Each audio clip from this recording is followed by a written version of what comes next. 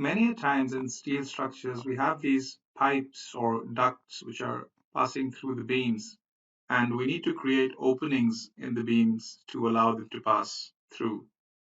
So right now there's a clash between the beams and these ducts. For example, if I were to check the clash, we see that there's a clash between them. So we need a command to quickly, basically, if I create these openings. So if we go to the edit menu, we have over here in our cut menu something called the part cut. Now this is very simple to use. All you need to do is just select the part which needs to be cut, which in this case is the beam, and then select the cutting part, which in this case is this pipe which is going through it. And then it asks you whether you want to delete the cutting object or not. So you say no because you want to keep it, and the cut is created.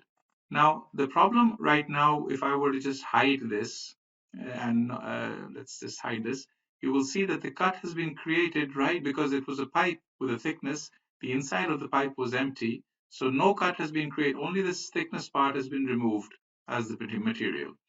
And this is not what we wanted. So to take care of situations like this, if you go back to the part cut command, there's a part cut with boundary function as well. And what that does is that it excludes any holes in that section and takes the entire outer edge of the boundary as the cutting part. So if you were to use that, it basically works in the same way. You select the main beam, you select the cutting part, you say no to the final question.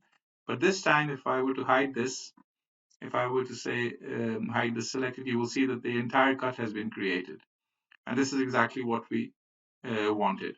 But we could have, maybe this is not exactly what we want. Maybe we want this hole to be slightly bigger than this shape.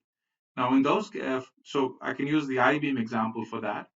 If I go to the parametric cut with boundary, you have the option to you can use this particular one, but you can also give it an offset. So if I were to press shift and enter, you can give it a certain offset. So I'm giving it an offset of 15 millimeters, for example, and then I'm using this parametric cut with boundary on the I-beam, and then this one going through it, saying no to the final answer.